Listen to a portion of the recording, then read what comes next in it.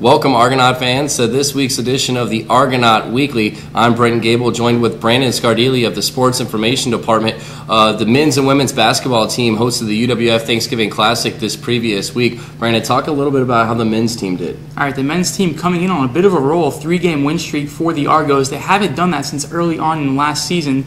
They beat Auburn Montgomery in the first game of the UWF Thanksgiving Classic, 73-57. Auburn Montgomery actually had conference opponent UNO on the ropes at their place, so a really good Auburn Montgomery team the Argos took down.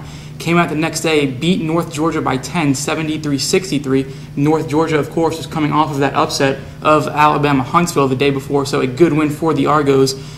Marquise Mathis doing a good job both games, picked up his first double-double in the win over the Warhawks, 17 points, 10 rebounds. Came out the next day, got his career high with 32 points. So the men's basketball team on a 3-game streak going 2-0 at the Thanksgiving Classic. How did the women fare? Women not doing as well as the men, took 2 tough losses. The first to Henderson State in the opening matchup. They lost 76-70. Really a close game, came down to the wire for both teams.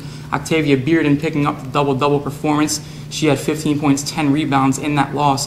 Next day, Emporia State coming in, defending national championships from the 2009-10 season. So really good Emporia State team. They came in, took down the Argos 84-49, shot 80% from the three-point line. It's really tough to take down a team when they're shooting that well. Sharian Scott had 18 points during the loss.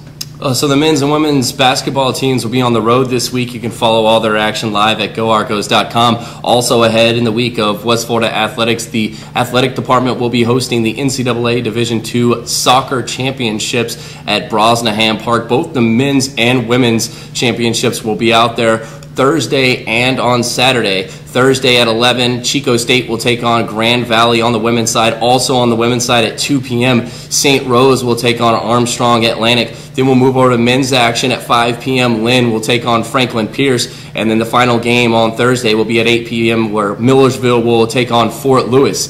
The winner of those 4 respective games will play on Saturday in the national championship, 12:30 for the women's side, 3:30 for the men's side. And you can follow all that action live here at goargos.com.